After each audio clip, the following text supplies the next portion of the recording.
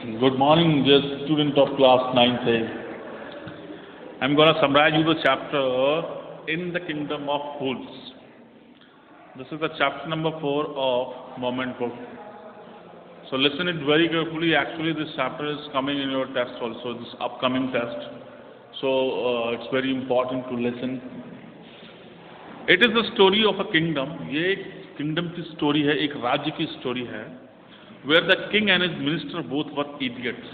जहाँ पर king, राजा और उसके minister दोनों ही idiots थे, बेवकूफ थे. They had ordered that nights be treated as day and all the people should work only after dark. उन्होंने कहा, राजा ने allowed permission दी, कहा कि जो रात है उसको दिन की तरह ट्रीट किया जाएगा. मतलब the day will be night and night will be day. तो रात को दिन की तरह ट्रीट किया जाएगा and everybody will have to go work as soon as the dark will start. जब अंधेरा हो जाएगा तो सब लोग काम करने जाएंगे. क्लियर बेटे? So this should go bed as soon as the sun came up. और जैसे ही सूरज निकलेगा वो सोने चले जाए, वो सोने चले जाए. The Kings orders were followed by the people for fear of death. अब किंग का जो ऑर्डर था सब लोगों ने माना, क्योंकि अगर वो नहीं मानते तो उनको मौत की सजा हो जाती. This dilated the king and his minister. इससे जो किंग था और उसका मिनिस्टर बड़ा खुश हुए अपने बेवकूफ़ी भरे डिसीजन से. They got happy. Once a guru and his disciple, एक बार एक गुरु जी थे और उनके चेला disciple came to that city. वो आए वहाँ पर उसी सिटी में जहाँ पर वो किंगडम था. Soon they realise that they were in the kingdom of fools. जल्द ही उनको ये रियलाइज हो गया कि वो एक ऐसे राज्य में आए हैं जहाँ पर सिर्फ बेवकूफ़ रहते हैं, या फिर बेवकूफ़ों का राज्य है ये, बेवकूफ़ों का. The Guru was wise. गुरु बहुत इंटेलिजेंट था. He advise his disciple. उसने अपने डिसाइपल को, अपने चेले को एडवाइस दी that they should leave that place at once as it was not safe to stay that. भाई जगह ठीक नहीं है रहने के लिए, जितनी जल्दी हो सके इस जगह को खाली कर दो.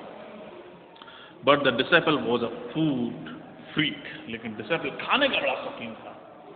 डिसाइपल जो चेहरा था वो खाने का बड़ा शौकीन था. He found the city very cheap. उसको वो शहर बहुत ही सस्ता लगा. He decided to stay there. और उसने वहाँ पर रुकने का निर्णय लिया कि नहीं गुरुजी आप जाइए, I will stay here, I will. He ate to his fill and soon grew fat. अब वो खाता रहता था और जल्द ही वो मोटा हो गया. मीनवाइल, इसी बीच में there was a unique trial in the court of the king. एक अजीब सा ट्रायल आया कोर्ट में, मतलब मुकदमा आया कोर्ट में. A thief had broken into a rich merchant's house. एक अमीर के घर में चोर घुस गया था.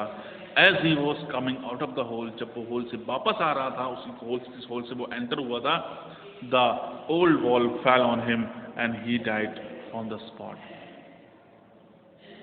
दीवार जो थी पुरानी थी वो गिर गई उस चोर पे और चोर मर गया. और चोर अमीर आदमी की दीवार, जिस होल से वो एंटर हुआ था चोर, when he was coming back from the same hole, at that time the wall fell and ही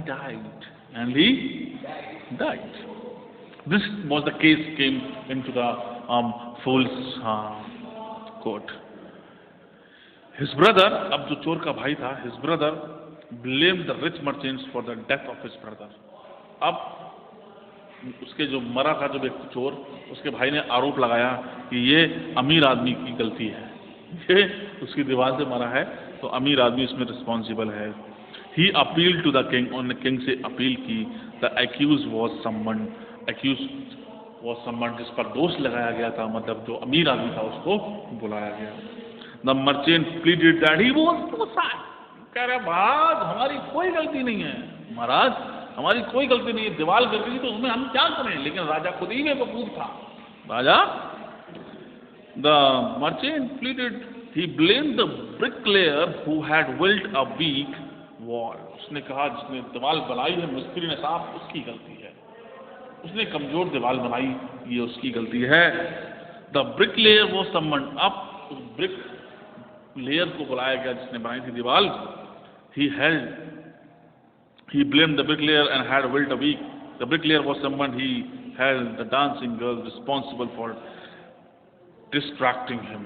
अब उसने आरोप लगाया कि साहब जब मैं दीवार बना रहा था तो एक शादी का समारोह हो रहा था, एक लड़की डांस कर रही थी, उसकी तरफ मेरी निगाह चली गई और शायद इसीलिए दीवार वीक बन गई। उसने डिस्ट्रैक्ट मतलब ना डांसिंग गर्ल की तरफ कहा। शी वॉज ऑल्सो सम्मन्ड, अब उस लड़की को बुलाया गया। अब उस she blame the gold Smith who did not make her ornament in time. उसने गोल्ड स्मिथ को रिस्पॉन्सिबल ठहरा दिया कि उसने हमारे ऑर्नामेंट टाइम से नहीं बनाए थे, इसलिए ऐसा हो गया। The gold Smith admitted that he could not make yet her jewellery in time.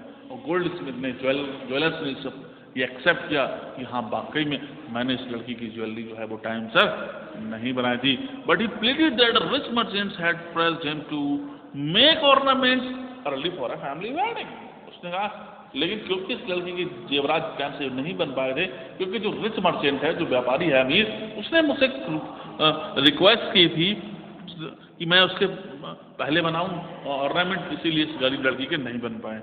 The rich merchant was the father of present owner of the house who was accused by the thief's brother।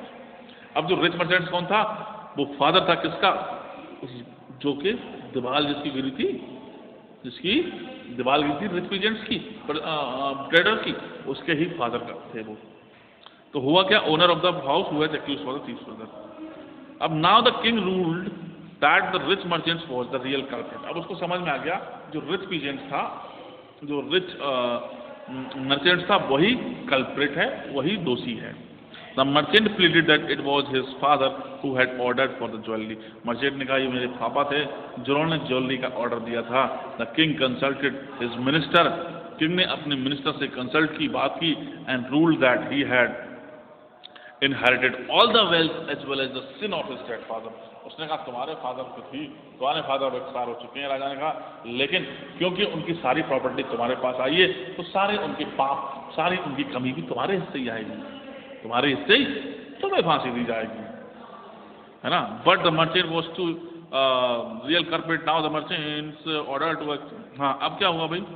So he was the real culprit, इसीलिए उसी को real culprit कह दिया गया। Now the merchant was order to be executed. अब order दिया गया कि इस मर्चेंट को फांसी लगा दो। क्या लगा दो? फांसी लगा दो। A new stake was built, एक नया फांसी का फंदा बना। But the merchant was too thin to fit the stake. लेकिन मर्चेंट बेचारा बहुत पतला था, उसमें फंस नहीं पा रहा था, उसमें फांसी के फंदे में। The king order to find a person who was fat enough to fit this stake. King ने ऑर्डर दिया जो है किसी मोटे व्यक्ति को ढूंढ के लाओ जिसकी गर्दन फंस जाए। मतलब देखिए the way king is ruling, fool he was completely. Stake the first place the disciple who had grown fat. अब जो डिसाइपल जो मोटा हो चुका था खा खा के, हु फाउंड फिट फॉर, ये ठीक है फांसी के लिए मोटा। He was brought to the palace of execution, उसको लाया गया वहां पर फांसी के लिए। He remembered his guru who appeared at once, he whispered something to. उसने अपने गुरु को याद कहा, महाराज मुझे बचाओ, आप जो कह रहे थे वो सही था। My lord please save me, you said not to stay here, you were right now, but my life is in danger right now, please save me please. Now they started fighting. अब क्या हुआ? He whispered something to him, मतलब आए वो उसके गुरु और उसके कान में कुछ कहा चेला के। Now they started fighting. अब वो चेला गुरु लड़ने लगे आपस में। Each wanted to be executed fast. हर एक चाहता था कि पहले फांसी मुझे लगे, गुरु और चेला। The king asked why they were fighting. King ने पूछा ये क्यों लड़ रहे हैं? The Guru explained him that whoever died on the stake first would be reborn as the king of the country, whoever died next would be reborn as the minister। उसने कहा हम इसलिए लड़ रहे हैं क्योंकि अगर जो पहले मरेगा, पहले एग्जीक्यूट होगा, पहले जिसको फांसी लगेगी वो बनेगा इसी एम्पायर का राजा, और जो नंबर 2 पे मरेगा वो बनेगा यहाँ का मिनिस्टर। इसलिए मैं पहले मरना चाह रहा हूँ ये बाद में। तो राजा actually as I already discussed you, this he was complete out of brain, he was a fool। So what happened?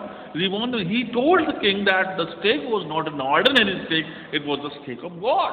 उन्होंने कहा ये जो स्टेक फांसी का फंदा बनाया गया ये कोई ऑर्डिनरी नहीं, ये भगवान का फंदा है, भगवान ने बनाया हुआ है। The king consulted his minister and they decided to take their place. Minister कहा सर पहले मैं बढ़ता हूँ, बाद में मरना। आपस में डिस्कशन किया, हमारे होते हुए काम तुम नहीं करोगे, हम मरेंगे पहले। They wanted to be reborn as the king and minister, क्योंकि वो राजा और मिनिस्टर बनना चाह रहे थे। They went secretly to the prisons to release the Guru's disciple। वो रहस्यमय तरीके से कि किसी और को ना पता लग जाए, वरना वो राजा बन जाएगा। उनको कहा, गुरु चेला से कहा तुम जाओ, तुम जाओ, तुम। The king and his minister were executed the next morning। और अगली सुबह दोनों लटक गए फांसी के फंदे पे। Now the people requested the Guru and his disciple। अब लोगों ने रिक्वेस्ट की गुरु जी से और वहाँ के उसके जो चेला था डिसाइपल उनसे, to be their new king and minister, कि उनके नए राजा और मिनिस्टर आप ही बन जाइए। They agreed and change all the old laws. और वो बन गए और उन्होंने सारे जो पुराने लॉज थे उनको चेंज कर दिया। This was the chapter kingdom of fools. Are you getting? Please my dear student of class 9th A, listen this video twice, thrice, 4 times or as many times you want. It is very easy story that you might have heard earlier also. Thank you very much. Questions already I have sent you. Please note down. Thank you.